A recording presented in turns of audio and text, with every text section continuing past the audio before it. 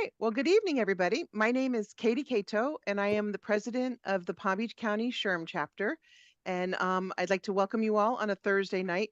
Unfortunately, my camera keeps stuttering, so I'm hoping that when it pauses, it doesn't pause when I have one of those really silly looks on my face.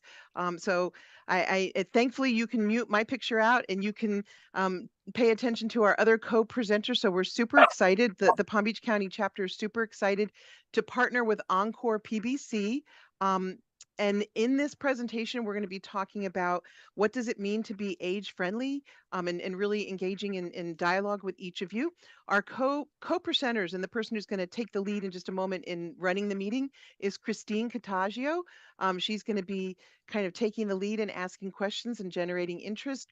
Also with us this evening is Michelle Moran, and also Shannon Armstrong, and I'll let them say a few quick words to say hello and say hello. Hello, thank you for inviting us to be on the panel. I'm Yay. Shannon. And Michelle, a few quick, oh, you're frozen too. Oh, there we go.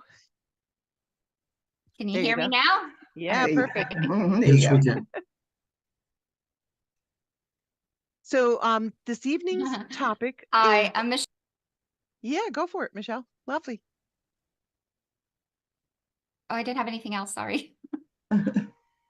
So I think on my end, it may be skipping. So I think the good thing is we have Christine, who's going to take a lead with this evening's presentation. But on behalf of the PBC SHRM chapter, I would like to welcome you.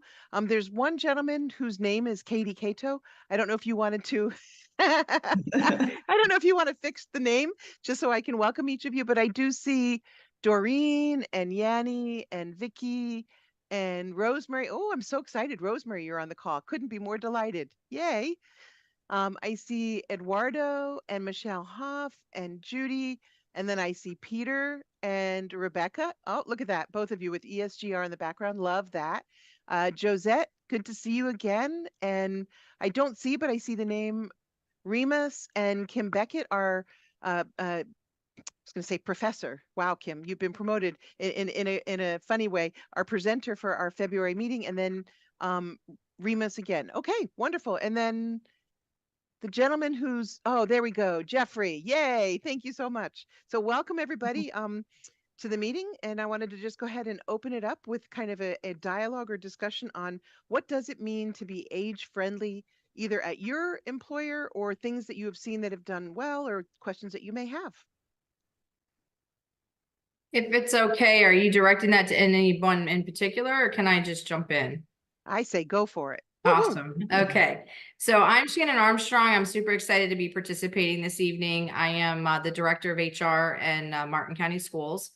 And what it means to be age friendly is, to me personally, is just understanding the value of just experience, right? And it doesn't even necessarily have to be experience in the field that somebody might be looking into. I have a great story about a particular lady that came to a job fair recently. And she said to me, she said, you know, I drove past this building so many times, and the lifetime of my children all going to school. And I got a master's degree. I've got all these things, but yet she never worked. She supported her children, helped her husband, that kind of stuff. And she walks in and she says, I don't know what to do.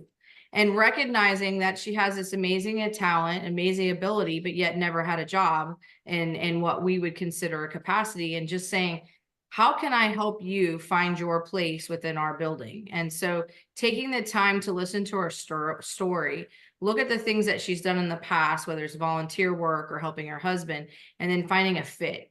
And knowing that within this human that's standing in front of me, there's a talent that could be grasped and can be used. And now she's just this amazing worker, right? So recognizing that we all have certain talents, and sometimes it might be even in a different field altogether than what they may have done in the past, or maybe they just have no experience at all. But knowing that we could maybe help direct or help nurture that hidden talent that's just sitting there. So recognizing that, I think, is really what it is as an employer, to know that no matter the age, but in particular, someone who comes in with life experience, they can really offer a lot. Did they apply for a job at your company? Is that how you got to know Actually, them? they just walked in. It was a pop-up job fair and they saw the sign and driven past the district office so many times. And their son had said, you know, it was the youngest and he'd gone off to college, and she just said, you know, I just thought it was time, and she wanted to get a job. So she had no idea what she wanted to do. She didn't even know if she wanted full-time or part-time. I mean, it was literally, she came in and it was kind of at the mercy. And we had a number of conversations and a resume update, and then eventually a position. So it took a while. It didn't happen right away, but we were able to find her something within the building. And in that particular case, it was a matter of you not assuming that they were at a certain stage in their career based on their what appeared to be their physical age, and really looked at what their career interests may be based on who they were as a person, as opposed Yeah, to maybe you what know, they had accomplished. that's exactly it, because her husband owned a gas station and he had done that for many, many years. And here she is with an MBA. And she tells me as I'm talking to her that she has this accounting experience and she's done books for her husband. I'm like, a gas, I mean, that's some serious books, right? But yet she never really kind of felt that it was a career for her or validated her or whatever, you know, as far as that life experience. And she kind of just came in with her hat in hand, for lack of a better way to say it, and just said, I don't know what I can do. And she was willing to take anything, secretarial, whatever, just to gain the experience she needed, which I love, because she came in with an open mind. I have to confess, I would not be in education if I didn't try to get her to be a teacher. She said, she did say, no, I will not teach in a classroom. So I did not get her into a teaching position, but anyway, it was a great conversation and it warms my heart, because I think that really is the purpose, right? To have that open mind.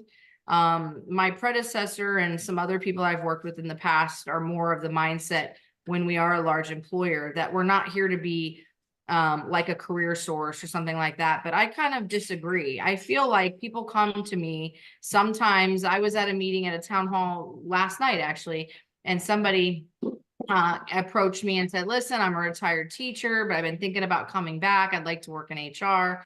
And just, I love that, because you're developing conversation, you're finding out what their skill sets are. And you know what? A lot of times what they think is HR may not be HR, but it's good to have that conversation so that maybe I can help direct. And I actually have a lot of excitement behind that, because I view it as we're changing people's lives. We're giving people an opportunity that could potentially change their life.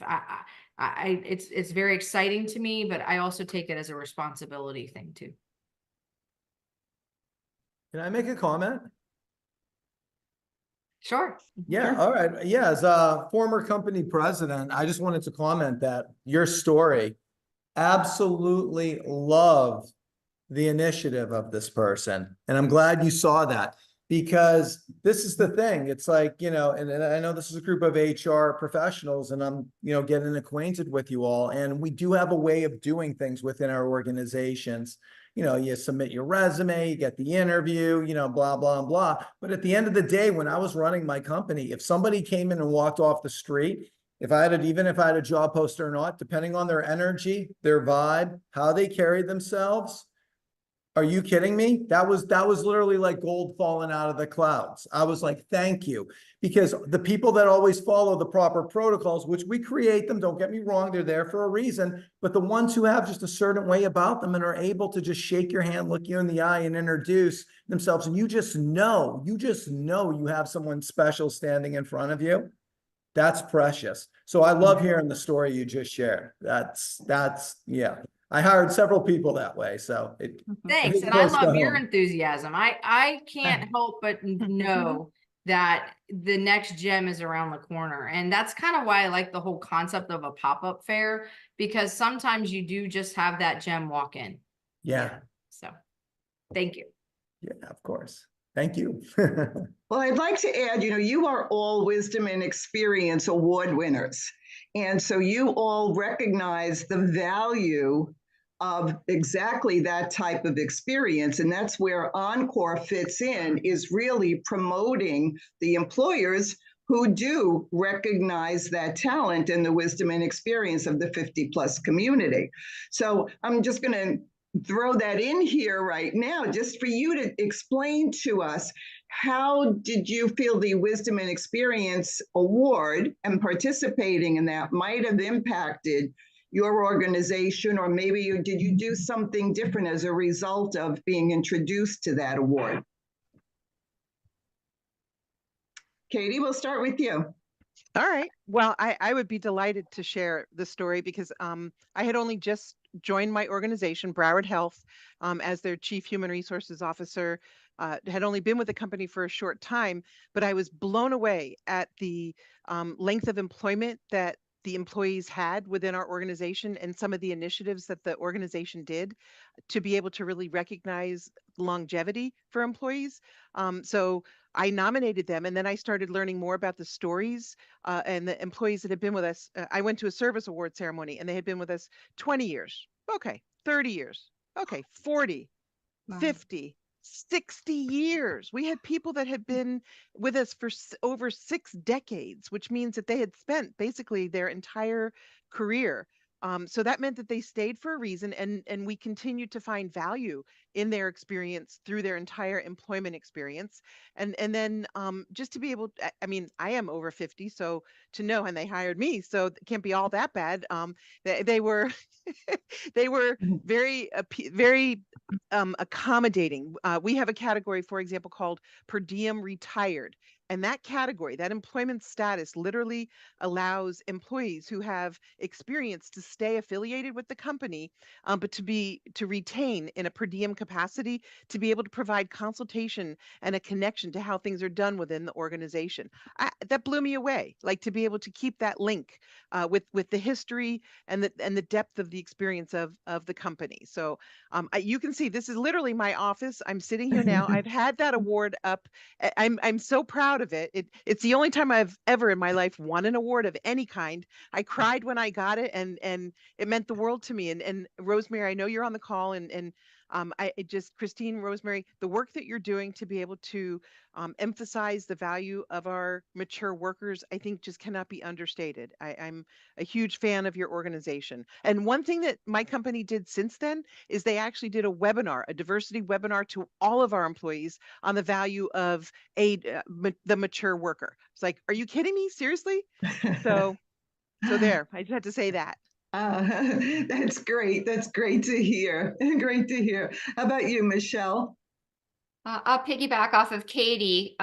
One word, retention. Absolutely. When running the reports in preparation for this meeting, I found that our average length of employment for our workers over 40 was 12 and a half years. Under 50, I'm sorry, over 50. Under 50, it is about 6. I work at a private country club. We're in the hospitality business, and average tenure in that industry is under 12 months. So to have workers that have been with us for 12 and a half years, it's amazing. They are mentors and coaches to our younger generation. There's great sharing of different perspectives and innovation, and just really do bring a wealth to the workplace.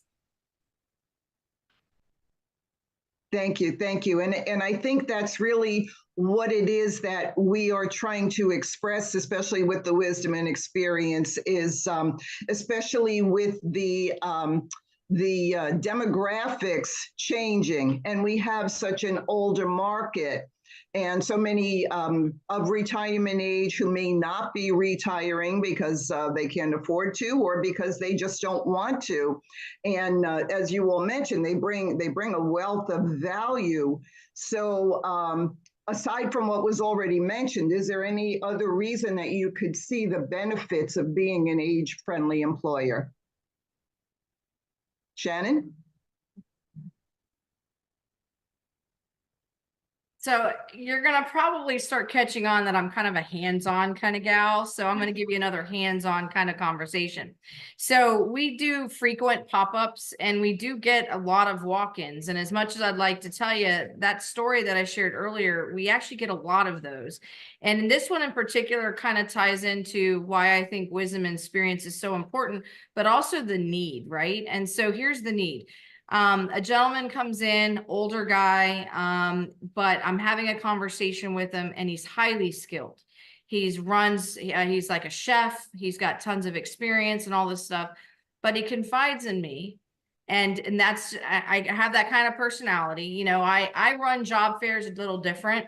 There's some people that talk to people, but I have a chair and I sit down and I just like, let's have a conversation. Tell me about yourself. What do you got? So he confides in me. I'm a chef. I got all this experience. I already have a full-time job, blah, blah, blah. But, you know, my wife is ailing. We can't afford the rent anymore. And we're having this honest conversation. And it's like, I have this, you know, they have this thing called Clifton Strengths. One of mine is responsibility. I'm strategy, ideation, right? So I feel a sense of responsibility. I'm already connecting with this gentleman. And I'm like, let's talk. Let's think what we can do. And you know what? He wanted some kind of a part-time job so he could meet that rent. And I was able to find him after good conversation to attach him to another person who is hiring for substitute kitchen help, chef work. And so recognizing that if you have the humanity, which is something I'm really big about, of taking the time to listen to someone's story and finding out how you can help them meet their need is a huge thing, right? And so I take that not lightly. I take that extremely, like, that is who I am, and that's why I do what I do, right? And so then we can help this man meet a need. Does it solve the problem that I think rent is too high and it's unfair? No, I can't change that. That's what other people need to do. But what I can do is connect him to somebody that can help him meet his need. And he's still an employee. He's been with us for a few years now, and he only works 1 to 2 days a week for a few hours, but it's helping him meet that rent. And that's, you know, that's a win. That's why it's important to recognize that wisdom and experience works, but it's also good to utilize our own wisdom and experience. You know, I was hired into the education field at 42. I never worked in education before that. I was an auto adjuster in an insurance world. So I got my master's degree when I was 50. I graduated from college when I was 30. So I'm a huge advocate of just listening, providing the humanity that's involved in all of this, and helping somebody find maybe an opportunity, maybe make the rent, or maybe just change their life in a different way. That's awesome. That's awesome. And you realize that all of our life experiences put together is why we are where we are now. Like, that's why you're in the position you're in right now and appreciating it so much. But, you know, maybe if you look back, maybe 20 years ago, you wouldn't have had the same value on what you're doing now, because you wouldn't have had all of that experience to bring to the table. It made me scrappy. It did, right? Because it took me 11 years to get my bachelor's. You know, I was 30 years old, 9 months pregnant with my third child. You know, I got my Juris Master's from Florida State College of Law when I was 50, and that was in the year of COVID. So yes, it did. It gave me depth and appreciation for the work that people have to put in to get to where they are. So yes. I love it. I love it. We do have a couple of hands raised, so I'm going to start with you, Eduardo. Wonderful. I just would love to ask Shannon if she'd like to move to Broward County. We need you here, Shannon. We're desperate for someone like you. And I'll tell you why. I am a U.S. Air Force veteran, you know, just with a ton of experience in 10 different startups with a master's degree. And I've been retired for about 10 years or so, but I approached the school district of Broward County, and they just never paid any attention to my background, my education, the fact that I am bilingual. And I only wanted to basically assist a teacher with a Spanish class, a couple of days a week, nothing. I served as a board member for Career Source with the existing superintendent of schools in Broward County, Pete Licata. I had to write a letter to Pete saying, Pete, can somebody from Human Resource get back to me? No one, no. And all of a sudden, that letter went to Human Resource. Somebody says, I've heard that you need some help. I said, yeah, but it's Christmas time. Can you call me back? Nobody, it's now almost March. Nobody's ever called me back. So I gave up on it. But I think that there are some incredible people in your database, okay, that nobody reaches out to. And it's such a shame because sometimes I feel that you're desperate for teachers, but nobody's looking at your database. And there are some incredible people. Matter of fact, the only letter that I received that they were going to pull my name out of the database because they haven't found anything in over a year and a half or so. Okay, thank you. But Shannon, we need you in Broward County. I don't want to monopolize, but I will put my email in this chat, and I would love to talk to you further. And one thing I am is a connector. I do know people in Broward, and I do know people in Palm Beach. So whether it's the right opportunity, I'd be happy to help connect you. So I'll drop it in the chat, okay? We love you. Thank you. Thank you so much. Thank you, Eduardo. Yanni, I see you've had your hand up. Did I pronounce your name correctly? Yes, you did. Hi, everyone. Hi. I wanted to go back to the original question of why what was the original question? I forgot. Something about the age-friendly environment. Mhm. I think even socially, it is important for employers to, do whatever they can to help mature adults continue to be productive and contributing members of society, because otherwise they'll be sitting at home getting depressed, dying younger than what they're supposed to. So I think, so we've already covered the benefit of having a multi-generational workforce, the wisdom that they bring in, the mentorship, building the new generation of leaders with their experiences and their wisdom. We've talked about that, but I also see the social component and preserving them, their health, their mental health. It's very difficult to find in this society employers that, because as an HR professional, we hear all the time the benefit, and we train on managing a multi-generational workforce. But in reality, how many leaders out there do an effective job in leading a multi-generational workforce? What I have seen is that if the leader is in the 30s, she or he is going to gravitate to the members in that team that share their age, because I've seen that. So the practicality of what HR professionals hear about managing a multi-generational workforce, it's not 100% there. So I think we still need to do a lot of training, a lot of consciousness, and awareness, because there's a lot of really, what's the word, mockery and ridiculing the elderly. A lot of jokes, a lot of innuendos. Oh, so and so, they're not techie. Oh, they're whatever. And we know better. As HR professional, we know that we're not supposed to be allowing people to speak like that of other peers and stuff like that. So I don't know. I don't have the answers. I'm just throwing out there what I have seen, what I have experienced, and how also employers can help the elderly remain productive, healthy, and engaging in this society. Thank you so much. Thank you, Yanni. And actually, you're kind of hitting Jeffrey and Judy. I see your hands. Just hold that for a minute.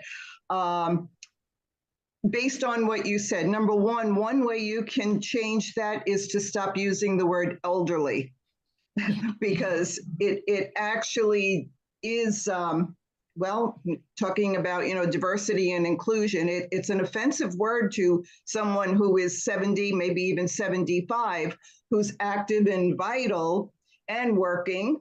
And when they hear that, I can say myself included, I'm not elderly. Okay, I may be older in age, but I'm not elderly. And so that does something to the psyche as well. So that's one thing you could do. And my next question that I wanted to put out there was, how do you consider the age diversity in your recruitment processes? So I'm just going to throw it back to the panel for a minute, and then we'll get back to Jeffrey and Judy. So Michelle, would you like to take that one? On how it is we connect? I'm sorry. Is that what you said? Yeah. How do you use or consider age diversity in your recruitment process? Yeah, we have an amazing referral program at my employer. So word of mouth has always worked in our favor. We also have many diverse positions within the country club. So it's attractive on many levels as far as the skill set, the physical demands of the job, the flexibility of the schedule. So over time, in addition to what we offer, which I feel is a very comprehensive benefit package to our employees, we have honed in on a few things for, our employees over 50, such as we offer a Medicare readiness seminar every year. We now have changed our retirement eligibility to 60 days versus 12 months. Which was huge. They can start, saving for retirement that much earlier. We have also offered remote work opportunities for specific positions for not every employee, of course. And then we just try to celebrate our employees of all levels. Our retention has been high, as I mentioned, for those over 50. So when we hold our 20-year milestone anniversary celebration every year, 75% of those employees are older workers. So I think just adding it to what we would typically offer has certainly helped us to gain even more employees in that, work demographic. Katie, how about you? Would you like to add to that? Sure. I don't know. Can you hear me without it switching? Because I know what I can see, my picture's all stuttered, but can you hear me okay? Yeah. Yes. Mm-hmm. Yes, we can. So I can tell you, I, for example, right now have a vacancy within my department, and I'm noticing some changes in the way that candidates present themselves. Since I'm actually looking, not just as an HR person, but actually someone that has an opening. And I think it's really important to make sure that we don't fall into the traps of looking at experience and education, based on how many years or, kind of the standard criteria. You have to really look at the depth of what the experience is, and really consider the way that the candidate presents themselves in terms of what they do. I know somebody told me I need to take the years that I graduated from college off of my resume because now they can see how old I am. And in my days, when you showed that you had been with an employer for 8 years, that was a good thing. Now, if you have 3-4 employers that you've been at for 8 years, you're old. You're not just a long-term employee, but so you have to look at things differently. When I'm looking at the resumes, I'm looking for people that stay for, and I said that tongue in cheek, Christine, so please know I'm not trying to call myself old. But you have to look at the candidates and the way that they present themselves in a different way. You have to have an awareness of the value that a mature worker brings to the workforce. Some of the stability, some of the, candidly, a lot of the less challenges that you face during, younger years, I don't face any longer, because I am now a mature worker. So there's so many things that you can bring to the employer setting that you need to recognize when you're looking at your candidate pool. So that's my quick update. Not so quick. It's great. Shannon, would you like to add to that? Sure.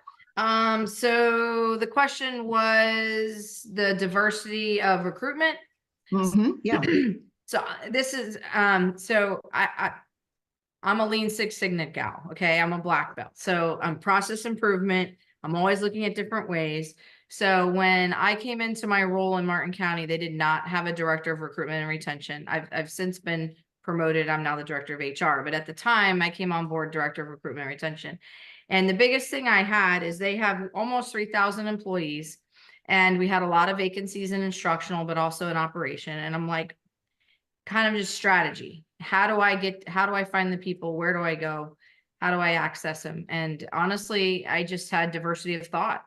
And that was like, I'm going to go find them. Where are they?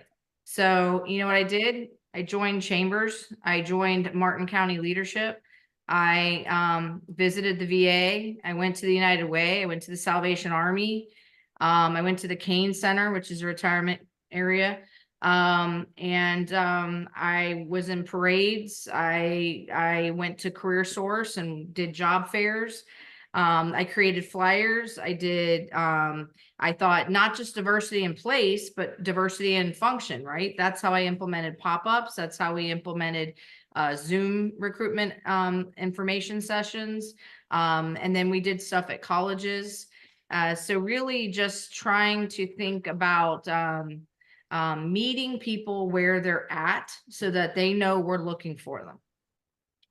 Shannon, you're amazing. I just have to say that. Incredible. Thanks. I'm pretty passionate about it, but I credit that to my wisdom and experience. It works. It works. It works. I like that. Can we coin that phrase? Wisdom and experience. It works. It is kind of catchy, actually. Yes. That's Shannon, that's a heck of a recruitment strategy right there. Yeah, there you go. Talk about diversified approach. Wow. And it's kind of, I gotta be honest. I mean, I actually literally just had this conversation with my daughter because I struggle. I'm ideation. That's one of my strengths. I'm a strategize. I think, how can we do better? But when you work with people that are a little younger, I can become across as aggressive and controlling and whatever. And it's struggling for me because I kind of know the answer already, but allowing them the space because it's a little different when you're dealing with younger folks. And so I have to stretch myself, and that's probably an advice piece to those of us that are a little older. And I just turned 53. But just recognizing that in the workplace, I mean, I know this isn't one of your questions, but it is harder, right? It's harder because you do have that experience and people don't recognize it. And it's very frustrating sometimes, but that's the kind of advice to us is sometimes I just have to allow them to fail or make those mistakes or be a little gentler. So it's something that I myself work on. Thanks for the feedback. If anybody's ever read it, I have. We all, you know, it's a good book. But yeah, it's, I love ideas. I love to do better. But then I also, am a personal accountability person. So if I've done it before and it's successful, I want to help train others to do it too. And then keep a cadence of it so that we continue to do it. It's not just a one-off. So. That's awesome. That's awesome. Jeffrey, sorry to keep you waiting. You had a question? Yeah, no, I actually have a few things here because I've heard so much good stuff. I just want to make a few comments is like, well, with what Yanni had mentioned earlier, where do I want to begin? I have one from Yanni and one for the general topic here. So, well, here, let's go to the general topic with agent within the workforce is, you know, as somebody who's been in the corporate world, an entrepreneur, a founder, a president, and now a performance coach, working with executives, entrepreneurs, and their teams, their company teams, I can say right now, as clear as day, having been on both sides, that any company that is using age as a way to keep people out is losing a competitive edge, 110%. At the end of the day, somebody who has experience and that can bring that to the team, that is vital. Because here's the thing, like I'll share this with you, is because I'm on social media and whatnot, and I'm sure some of you are too, Facebook, Instagram, and all that.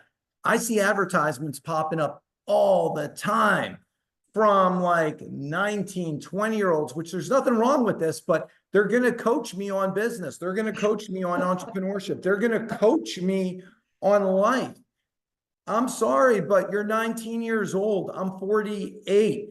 I've been to 29 countries. I've had 9 near-death experiences. Well, you know, you got to live life. You got to have experience to have that wisdom and that perception and to be able to see things from a certain way, to be able to really appreciate all the nuances that go in. And that's the thing, when you bring on somebody who has experience, now bear in mind, I'm not saying that, you know, you say just because you're older, I'm not going to look at your experience. No, you have a job that needs to be filled. If somebody's checking these boxes and they're capable to do that position and you get the benefit of experience, oh, come on, stop. You're winning the damn lottery right there. You know, and if they can get in, and that's also too going to be a role model for the younger generation to look up and see, because they're going to be able to say, hey, look at this person. They're in this company. They're doing A, B, and C jobs. They've been to this. Like, I can't speak for other people out there, but I can speak for myself. When I was a kid,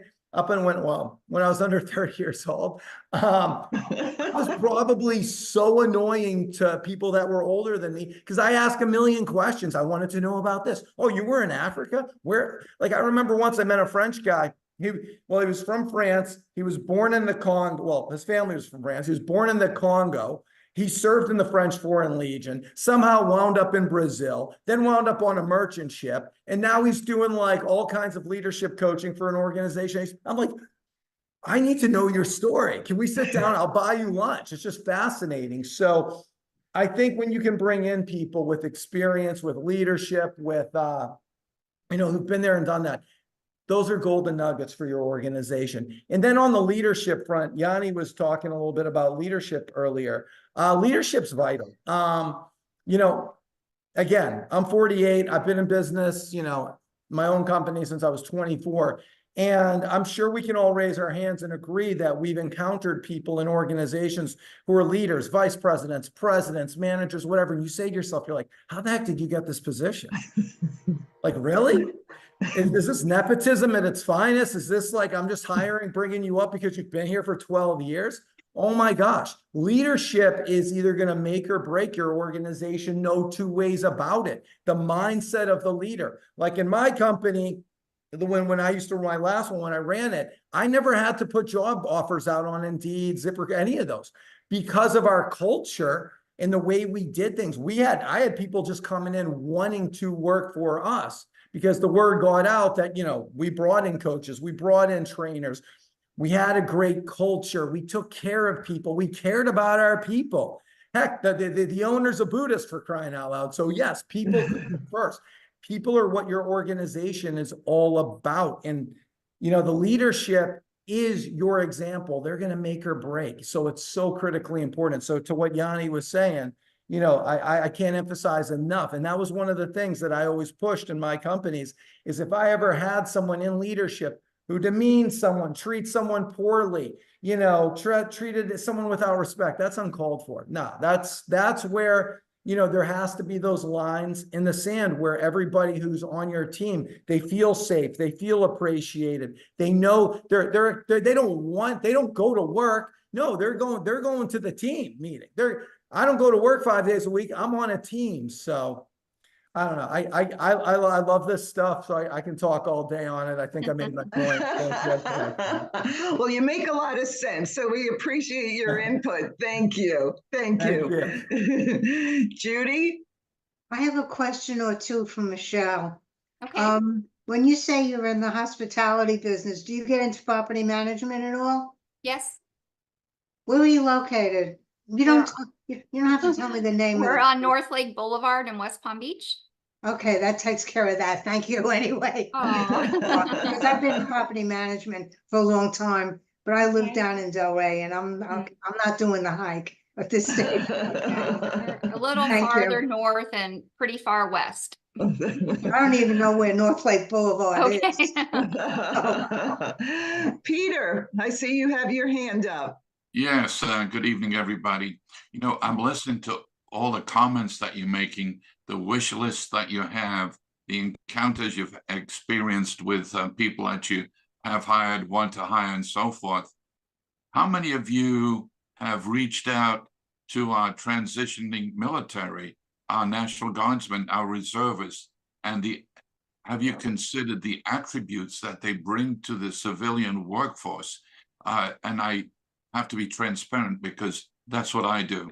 I and Rebecca, we both work through the Department of Defense and to help reservists and National Guardsmen connect with folks in the workforce.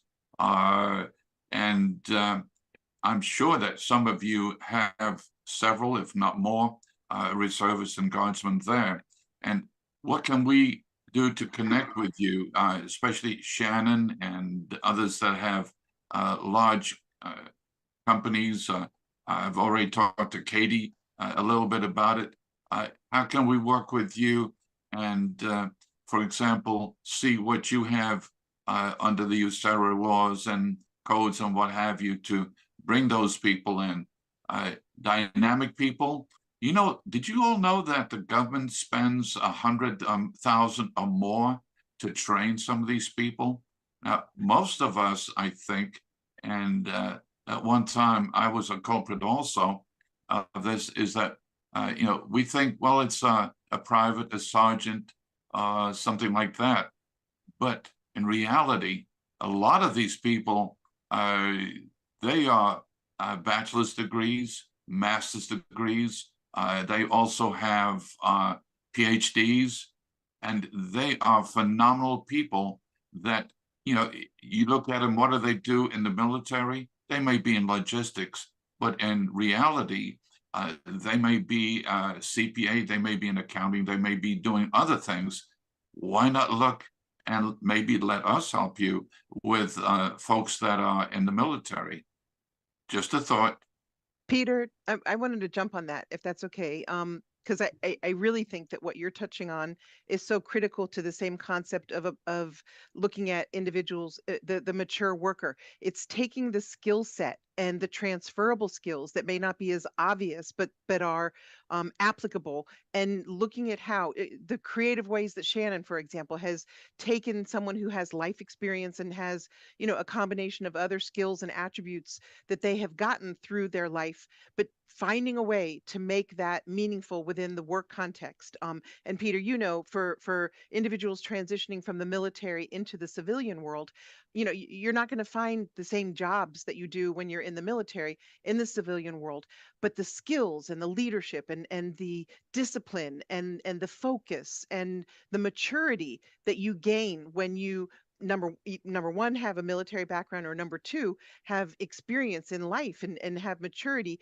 Those are things that you bring to the table, and they're not necessarily they're not the obvious things where you're checking a box. I think, Jeffrey, you were talking about checking a box. You don't just check a box, you find the person that has those attributes, and then, like Shannon did, find a way to make their skills relevant within your employer context and be creative, because what you're getting with the individual is so much more than just maybe, you know, one or two skills that they need to have. It's really who they are and what they bring to the table.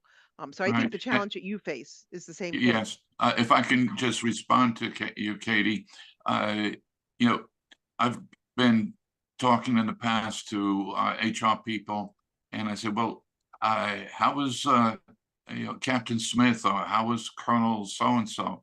Well, he told me that he was part of an infantry division, and hey, those are just the guys with rifles and guns out there. And I said, wait a minute, that individual managed 300, 400 people, and every time they were always successful. Nobody ever got hurt. Maybe an accident, what have you, but did you look at it that way? Or did you just look at it that they're out there with a rifle shooting guns and what have you? No, these all have managerial skills, and throughout their military careers, they have great opportunities to advance in those career fields because they get free training, advanced training by our military. Reach out to them and let them touch you, and you can touch them. See, Shannon? Shannon has her hand up. Shannon wants to respond. And before I turn it over to you, Shannon, I do want to mention, Peter, that this is exactly what Encore does. And so we'd like to be in touch with you after this as well. Okay, I look forward to that, Christine. I assume you have my contact information. If not, I'll just post it on the chat. If you could Okay, please and post it, Peter, because I'd like to connect also. Yeah, and I see there's a few other people that want to connect with you as well, Peter. So you're in the right place, Peter. Well, I noticed that. Shannon, you wanted to say? Yes, thank you so much. I'm so happy that you brought this up. So, Peter, I am a daughter of a military soldier. I am a wife of a military soldier, and I am a sister of a military soldier. I am passionate about this. So, I found out that SHRM offers this unique opportunity to become a veterans ambassador through SHRM, and it's a certification, and I am a certified veterans ambassador. And one of those things that it does is it connects you to kind of a larger community, and of mostly it's a veteran spouse that kind of runs this organization that kind of connects us and informs us about job fairs around the country and things like that. But what's really cool is no matter what your politics is, our governor is very proactive with things for the military. And in teaching in particular, if you have a retired military or retired any hero, what they would like firefighter, police, they have hero bonuses that they're offering for them to come into teaching. There's also, I'd be remiss if I didn't mention that you can actually become a teacher if you have a minimum, I believe it's off the top of my head, 8 years experience in the military.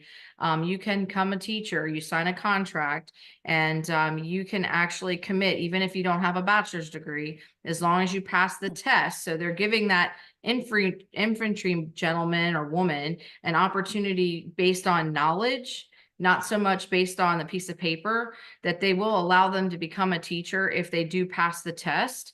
Now, they do have a 5-year requirement of finishing their degree, but there's all these things in place to help them get that done. So there's some innovative thought about recognizing the experience that a veteran brings to the table. And it would be great for those folks to come into education and really help, shape those minds because of their life experience too. So I'm a huge fan. Any way we can bring in the military aspect is amazing. We recently, in the last 6 months, hired a retired woman. Her name is Joy. She's a retired veteran from the military, and she is now the head of our junior ROTC program. So there is lots of opportunities for folks that have those kind of skill sets, and they add so much value. Today, we just introduced a new gentleman. He actually lives in Palm Beach County, but he just got recruited up to us. He's working for one of our vendors, Kelly Educational Services, and he's retired 22 years with the military, and he served as a recruiter in the military. So now we've hired him on as a recruiter for Kelly Educational Services. So yes, thank you for bringing this important topic up, and I would be absolutely love to partner with you in any way I can. I look forward to doing that also. And I'll just post my contact information, and love to hear from all of you. We do have a program. I don't know, Katie, if we talked about it, and that is Soldier of the Month. And what we're looking to do throughout the state of Florida, and I've already spoken to Marty about this, Marty Bryson, and I think Jacksonville has done one, where if we have a reservist or guardsman that is unemployed, to come to a SHRM chapter like what you have in Palm Beach, and have that individual mentored by one of your volunteers to, at one of your meetings, to get up and do a 2-minute elevator speech about themselves. And you're all welcome to jump up and hand that individual your business card if it's somebody that you might feel you'd be interested in having. But there's a lot that we can all do together, and we really like to be able to work with Palm Beach SHRM. Thank you, Katie, for letting me have my 2 cents worth.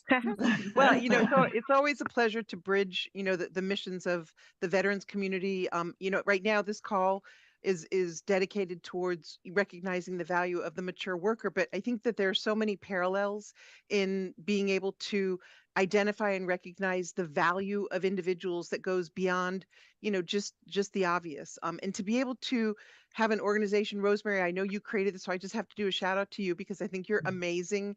And I think, and I'm so glad that Christine is continuing on. But what your organization has done by shining a light on the value of the mature worker and creating a platform for us to be able to recognize employers, which is really nothing more than a bright light on the topic. I mean, it is a chance to be seen in the community for the value that the mature worker brings.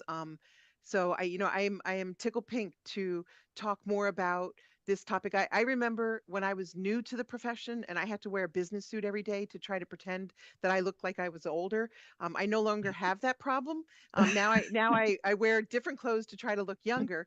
But let me tell you, there's different things that we bring at different phases of our life. And Yes.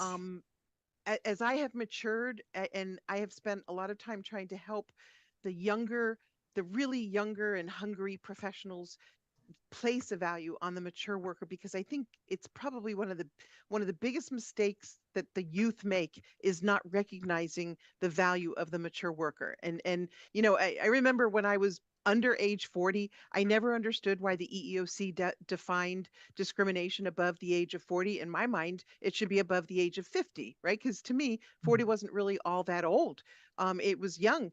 Now that I am on the other side, I see that discrimination actually happens pretty early. It's a little shocking at the shelf life in the minds of so many companies and people. So we need to just keep reinforcing the different values that different individuals bring, specifically the mature worker. So anyway, kudos to Encore. I just wanted to say. Thank you. And we could wrap up any minute now because we're at 7:57. We do like to respect everyone's time. So if you ladies would like to share your final thoughts.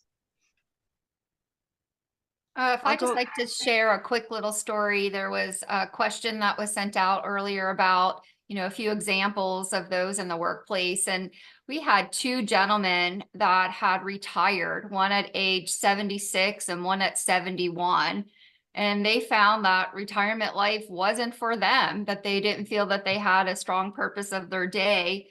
So they've come back to work at our company to do meaningful work every day and to utilize their skill set and to really just pass it on to the younger generation. And they're so much more fulfilled in doing so. We are so happy to have them back. They're true leaders in that department. See your That's awesome. Your contact information in chat. It's not My- there.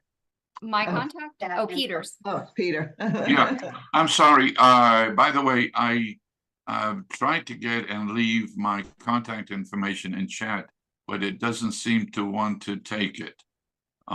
Is there any way that? What is it, Peter?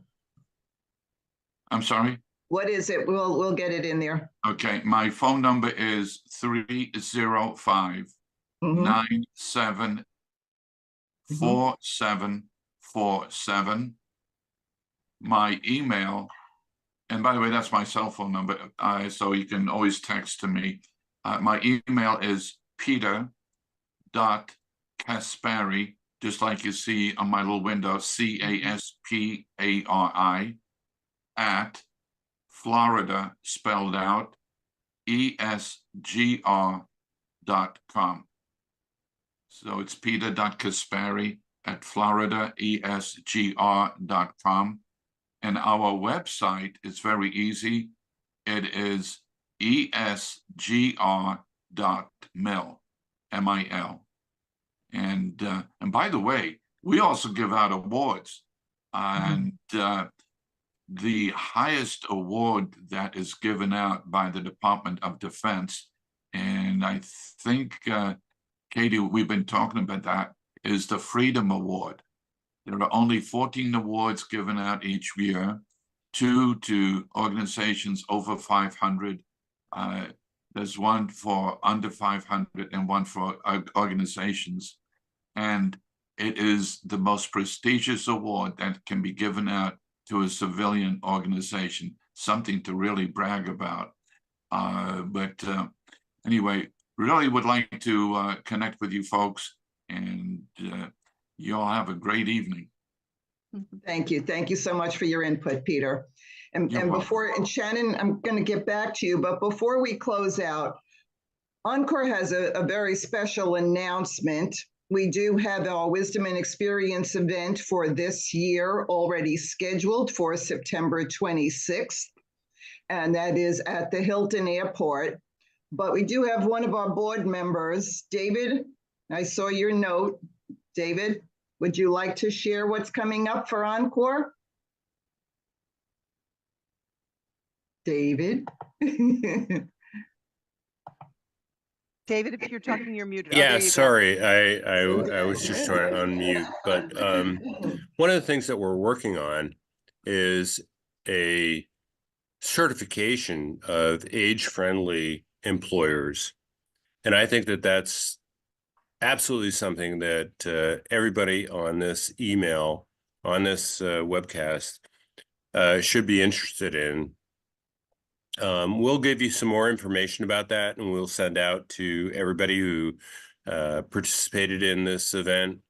But yes, like Christine said, we do a wisdom and experience recognition.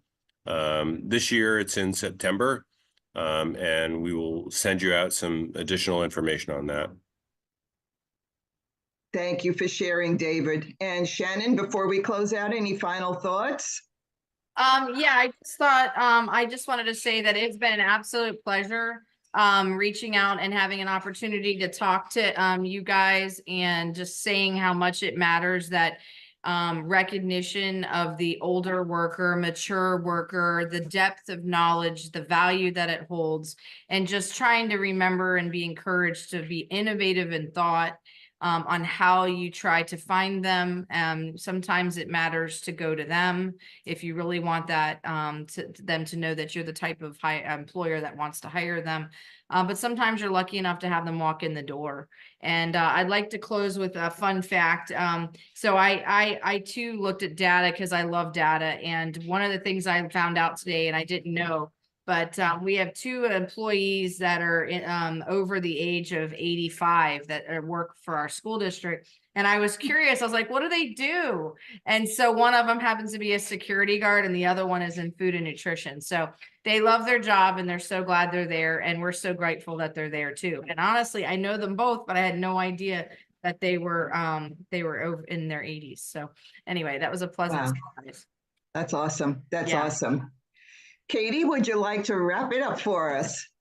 I would. Thank you so much. I'm cringing every time I look at my picture, and I'm frozen in some really weird face look, so I apologize. But I am so excited to have the engagement of everybody on the call today. I find that I get inspired when I hear other people's stories, and Shannon, you're inspiring. It's amazing. Michelle, I'm always in awe of you. You do just amazing things and so grounded. I love the way you see the world, and I'm grateful to both Rosemary and Christine to be promoting the work of the mature worker. There are a lot of people participating on tonight's call for a reason. That means that the topic is relevant and meaningful, and people want to learn about it and learn more and talk about it. And it's through these exposure opportunities that we can broaden ourselves as professionals and make the work experience more meaningful. So I'm very proud to lead the Palm Beach County chapter in this type of initiative. I will tell you that this actual program, the Ask the HR Pro topic, is a result of the diversity team under the leadership of Karen Roberts, who's on our board. She's a past president of the chapter, and she can be credited for the idea with her team of having these Ask the HR Pros so that you can match emerging professionals with senior and experienced HR professionals to come together and both get and give ideas. And it's through this dialogue that I'm seeing here. This is just one of many ways that our chapter has been able to make available meaningful opportunities to grow and develop within our profession. So I'm super proud of just everything. Every time I participate in these events and I get to see the people who engage regularly. Yanni, I see you all the time. I see, I'm pretty sure I'm pretty sure Josette, I'm pretty sure you were on one of the last calls that we were on. I know, Michelle, you're at the meetings all the time. I just love reaching out and seeing everybody.